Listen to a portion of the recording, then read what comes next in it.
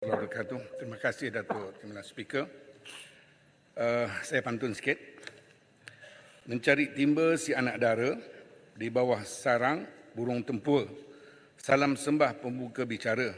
Soalan Seri Gading nombor 3. Minta Menteri Ekonomi menyatakan berapa banyak wang yang telah dibelanjakan untuk inisiatif kemudahan rakyat pada tahun 2023 dan pecahan perbelanjaan peringkat negeri. Terima kasih. Yang Berhormat Menteri. Assalamualaikum warahmatullahi wabarakatuh dan salam sejahtera. Terima kasih Datuk Yang di-Pertua, terima kasih Seri Gading. Inisiatif kemudahan rakyat diumumkan dan dilancarkan sekitar Jun 2023 dan bertujuan untuk mempercepatkan dan memudah cara pelaksanaan projek-projek kecil untuk kemudahan rakyat. Caranya ialah dengan membuka kepada semua pihak, baik individu, baik wakil rakyat, baik jabatan-jabatan kerajaan untuk mengenal pasti projek-projek infrastruktur kecil di bawah RM200,000 ke bawah untuk dilaksanakan dengan segera, dan ini membuka ruang contohnya kepada rakyat biasa untuk membaiki jalan kecil, jabatan dan sebagainya.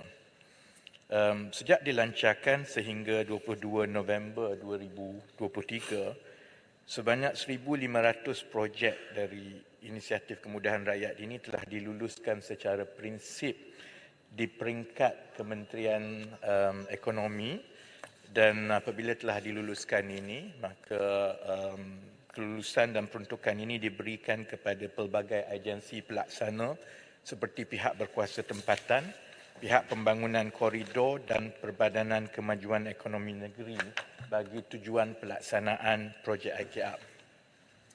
Kelulusan prinsip ini diberikan memandangkan permohonan projek yang diterima melalui aplikasi IKR yang dibuka kepada semua perlu disemak dan disahkan terlebih dahulu oleh agensi-agensi pelaksana yang dilantik itu. Prosesnya ialah pemohon akan memohon dan menyatakan di mana projek apa, tetapi kita tak tahu sebenarnya, takut dia nak buat jambatan depan rumah dia ke, maka perkara itu perlu disemak oleh agensi di bawah terlebih dahulu. Dalam hal ini, agensi pelaksana yang dilantik perlu melaksanakan siasatan tapak bagi menentukan kebolehsanaan projek dan kos projek serta memberi maklum balas kepada Kementerian Ekonomi untuk penyaluran peruntukan dan seterusnya dilaksanakan. Daripada 1,500 projek yang telah diluluskan secara prinsip di peringkat Kementerian Ekonomi daripada saringan awal, dalam tempoh 5 bulan sejak dilancarkan, 502 projek IKR telah dipersetujui dilaksanakan oleh pelbagai agensi dengan kos projek sebanyak RM76.3 juta kerana ia perlu diterima dan dipersetujui untuk dilaksanakan oleh agensi-agensi ini. Kalau saya boleh minta 2 minit lagi. Untuk baki projek-projek lain, ada lebih kurang 1,000 yang masih lagi menunggu maklum balas dan juga penerimaan daripada agensi pelaksana. Kementerian Ekonomi masih meneruskan tindakan susulan dengan pelbagai agensi pelaksana yang dilantik bagi mendapatkan maklum balas terkini bagi pelaksanaan baki-baki projek yang telah diluluskan secara prinsip berkenaan. Untuk makluman Datuk Yang di-Pertua contohnya, ada pelbagai sebab lah kenapa PBT ataupun agensi pelaksana yang lain menolak untuk tidak melaksanakan. Kadang-kadang dirasakan ini bukan tanggungjawab mereka.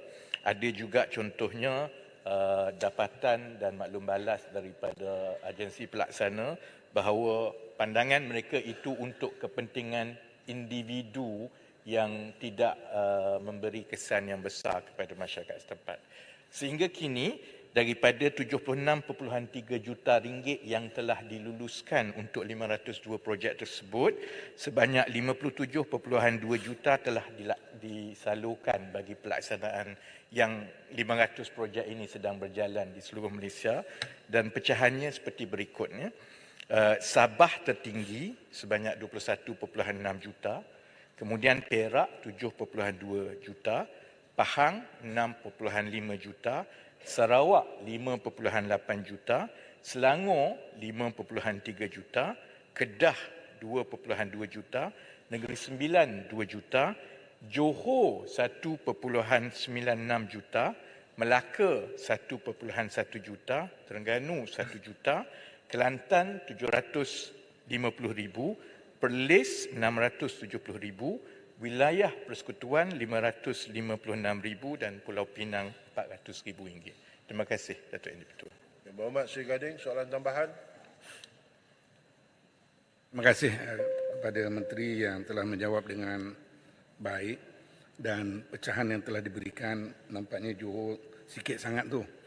Cuma soalannya, mohon Menteri jelaskan apakah mekanisme penilaian kelulusan permohonan bagi inisiatif kemudahan rakyat ini bagi memastikan bahawa konsep ketulusan tata kelola sentiasa diangkat dalam melaksanakan inisiatif ini, dan bagaimanakah kerajaan akan memantau bahawa peruntukan yang diluluskan itu digunakan bertepatan dengan objektif inisiatif kemudahan rakyat. Yang pertama. Yang kedua, mohon perhatian Menteri nyatakan kebiasaannya berapa lamakah proses permohonan ini akan mengambil masa sehingga pemohon akan dapat respon mengenai permohonan mereka. Sebab saya cadangkan laman sesawang permohonan IKR boleh ditambah baik dengan meletakkan status terkini pemohon bagi memudahkan mereka. Hal kerana saya dapati laporan bahawa pemohon tidak mengetahui akan status terkini permohonan mereka setelah permohonan dihantar. Terima kasih. Silakan Yang Berhormat Menteri. Terima kasih, Datuk Yang di-Pertua dan Sri Gading. Dari segi mekanismenya seperti yang saya sebut tadi, ia menggunakan parameter-parameter yang sama untuk projek-projek kecil seperti yang telah pun ditetapkan mengikut kaedah-kaedah perolehan dan pengkelasan kerajaan.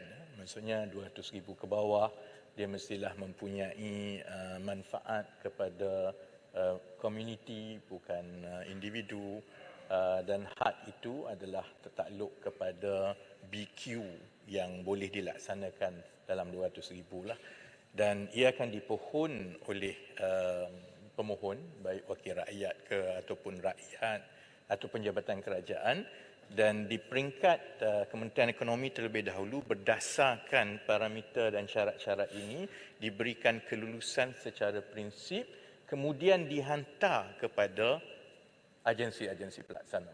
Yang ini Sri Gading yang saya ingat menimbulkan soalan yang Sri Gading bagi tadi, kerana kami perlu dapatkan beberapa kepastian dan pengesahan daripada agensi pelaksana terlebih dahulu. Pertama, agensi pelaksana perlu mengesahkan bahawa projek itu menepati syarat-syarat, iaitu terutamanya dia bukan untuk peribadilah. Kedua, yang agensi pelaksana bersetuju untuk melaksanakan, dan ketiga, selepas dia bersetuju untuk melaksanakan, dia perlu mengemukakan BQ untuk proses penyaluran.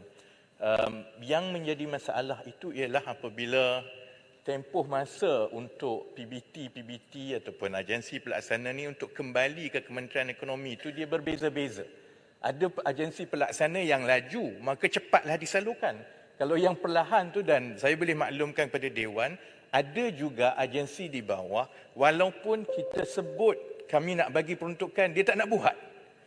Itu yang, jadi kalau kami letakkan status, masa kami bincangkan macam mana nak buat portal tu, kalau kami letak status, dia akan terus tunjuk di situ bahawa tersangkut dekat agensi pelaksana lama.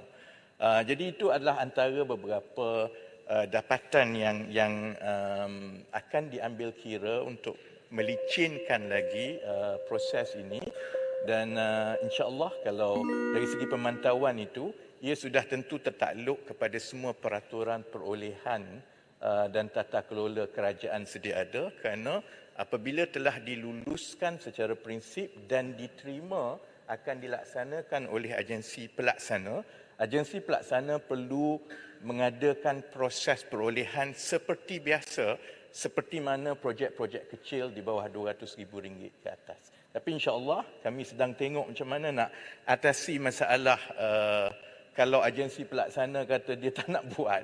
Yang itu yang kita sedang mencari jalan juga, kerana kerajaan nak bagi duit ni. Tapi kita boleh tengok di seluruh negara, dia ada respons yang berbeza-beza mengikut PBT masing-masing. Dan saya boleh sebut memang yang paling cepat dan paling banyak menyambut inisiatif ini adalah daripada Sabah. Sebab itu Sabah paling tinggi mendapat peruntukan setakat ini. Terima kasih. Kuala Terengganu, silakan. Terima kasih Ketua. Terima kasih Wakil Menteri jawapan yang saya rasa begitu detail. Cuma persoalannya apakah kriteria pengagihan projek bajet tadi itu? Ada yang dapat 3 juta, Terengganu dapat 1 juta, Kelantan 700,000. Apa kriteria? Adakah kerana jumlah penduduk, bilangan penduduk atau kerana kemunduran sebuah negeri?